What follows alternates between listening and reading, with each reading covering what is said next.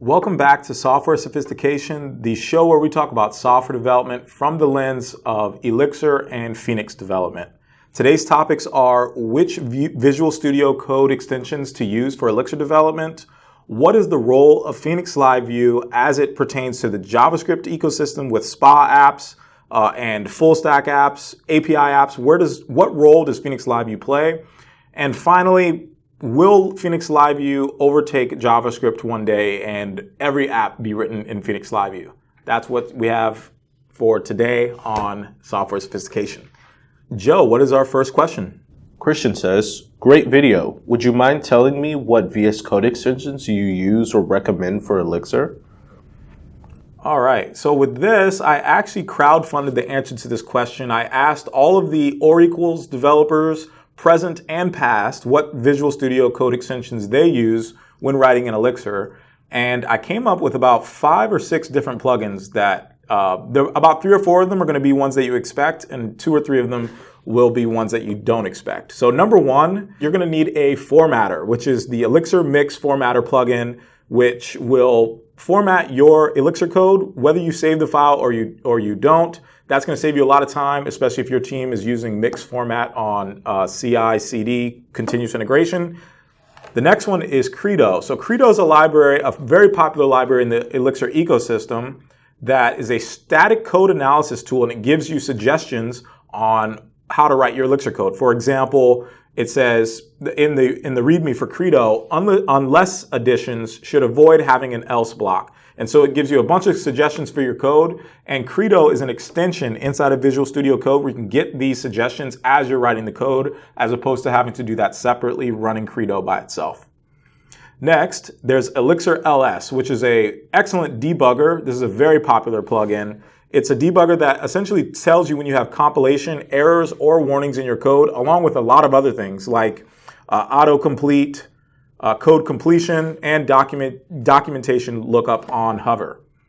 In addition to that, there's another one that is popular amongst people who use Git, which should be everyone, called Git Lens. And my favorite feature of Git Lens is the Git Blame feature. So say you come across some code that you don't like, using Git Blame, you can shake your fist at somebody for a decision that they made in the past, which is always fun to do as a software developer and keeps your day a little bit fresh and exciting. So the next 2 are a little bit more esoteric and not as popular, which is the next one is Elixir Test. Elixir Test is a plugin that allows you to switch between the test file and a module file in Visual Studio Code. And if the test file doesn't exist, it'll automatically create it for you, which is an awesome productivity boost. And finally, this one is popular, but it's not Elixir specific. It's called Edit CSV. So when you open up a CSV file in Visual Studio Code, it'll actually print it out as if like it's a Excel table, allowing you to make edits to the CSV as if it's something like a Google Sheets or Microsoft Excel. It looks awesome. Thank you, Christian, for your question. Sammy says, I'm a MERN stack developer and exploring Phoenix LiveView, but things aren't making sense to me. Can you help me understand the role of LiveView? I mean, SPA libraries and frameworks like React.js have a pretty good support for UI libraries, for example, drop-down or slider animations. And as far as I know, it seems pretty hard to do that kind of stuff due to a lack of support for such libraries in LiveView. So do you have to implement things from scratch in LiveView? All right, Sammy. I'm going to approach your question in 3 parts. Number 1, I'm going to talk about what Phoenix LiveView precisely is. Second, I'm going to talk about how it fits in the ecosystem of SPA, single page applications. And third, we're going to talk about what to do with the fact that Phoenix LiveView is an emerging ecosystem and there are less libraries than you would expect from a JavaScript ecosystem. So Dockyard came out with a blog post back in December 2018 by Chris McCord, the guy who wrote Phoenix LiveView. And I'm going to answer those first 2 questions from this blog post. This is the blog post that convinced me to bet the life of my company on Phoenix LiveView.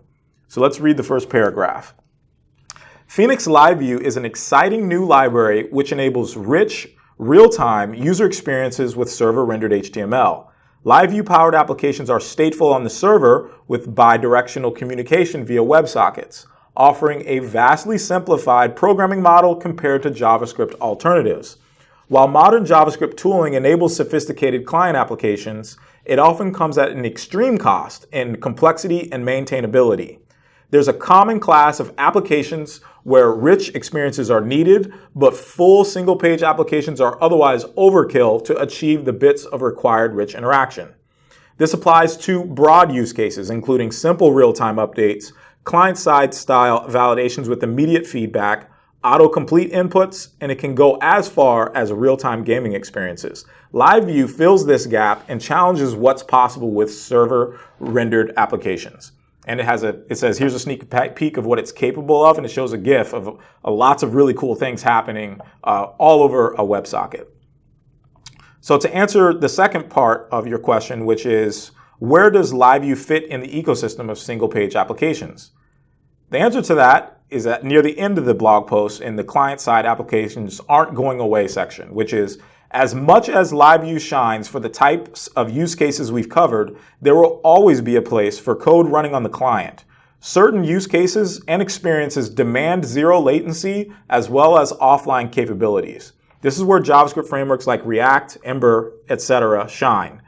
If you're building desktop-like features, the next Google Docs competitor, or an offline capable web application, JavaScript frameworks are there to enable your needs. Otherwise, if you need bits of rich interaction, such as real-time validations or autocomplete, multi-step forms, or even simple games, LiveView will be a fantastic choice. To answer the last part of your question, Sammy, with respect to the lack of library support in the LiveView ecosystem, the first thing I want to say with respect to that is, once you actually get the LiveView lifecycle and the way of building things under your belt, it's really fast. And to be honest with you, LiveView is almost like you only have to worry about your business logic when you're building something with LiveView. There's a lot of things you don't even have to think about when you're building with LiveView. So that's number one. Number two, LiveView is an emerging ecosystem in the sense that there aren't a lot of people that are doing it right now. So you're going to have to build these library yourself. So if you take that first thing that I said, it combined with that second thing, together, you end up with something with, yes, you're going to have to implement drop-downs and sliders yourself, but it's going to be much easier to implement this in a back-end language like Elixir. It's much easier to implement all these things. In our primary client application, Local4j, we built an online store from scratch. We built a multi-step wizard from scratch with no support from the community. And we were able to do this easily and confidently by using LiveView. These are not only just sliders and drop-downs, these are whole feature sets for online ecosystems. And we were able to build it with relative ease with Phoenix LiveView because the programming model is so much simpler. So the answer to your question is, yes, there are no libraries, but it will be easier to build those libraries yourself. You do not have to be an expert to be able to build, because when we built that online store, when we built that multi-step form, this was month number 4 or 5 of us writing in Phoenix LiveView. So you don't have to be an expert. You can write those libraries yourself. Trust in yourself, have confidence in yourself. You can do it, Sammy, and anybody else watching this. And the next question is from me. As a non-programmer, I find the HTML over WebSockets model to be pretty interesting. Do you think Phoenix LiveView and its server-rendered HTML over WebSockets model will replace JavaScript over the next few years? That is an excellent question. I believe that between 70 to 85% of web applications can be written in something like Phoenix LiveView. So I take the same perspective of software development coming from the Ruby on Rails ecosystem, which is your app is not a special snowflake, in the sense that the vast majority of web applications we write are very similar. They can be deployed similarly. They can be built similarly. In that 20 to 15% range, of where you do need something like heavy offline capability, because you can't communicate offline with a WebSocket because it requires a live connection. Of course, LiveView does have support for when the socket severs, it remounts the socket, but we don't want to necessarily be relying on we don't necessarily want to be relying on that feature of LiveView itself. The strongest argument against using something like Phoenix LiveView is the fact that if you use a SPA with a heavy front end, use and a RESTful API, you automatically get an API that you can use to service your mobile applications. I think that this argument gets too much credit because typically when you're building an API to service mobile applications, it's naturally smaller in scope. You're naturally doing less things than if you're building an API for a web application because mobile apps are smaller in scope by default. That being said, with the natural architecture that it's encouraged by the Phoenix and Elixir ecosystem by building your application in layers, starting at the router that surrounds your whole application, that goes to your live view, which connects to your context layer, which goes to your schema layer. That context layer where you're actually doing the CRUD operations, where you're saving things to the database, sending off emails, writing files, and creating new files from scratch. So let's combine those two things, which is number one, your API surface area is naturally going to be smaller because you're going to be naturally working with a smaller application. Number two, the culture of the Elixir and Phoenix ecosystems naturally encourage that context layer that sits behind your live view. Because the culture of the Elixir and Phoenix ecosystems encourage that context layer underneath your live view, you can reuse that in your API.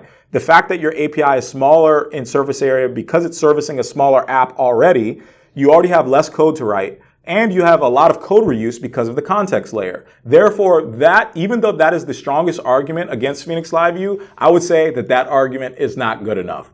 If you use LiveView, you're going to be in my comments thanking me because personally, I don't think I can go back at this point. It is a much simpler programming model. I think very little about boilerplate code. My entire day is worried about implementing actual business logic. And that is what a framework is supposed to do. And that is what Phoenix LiveView delivers.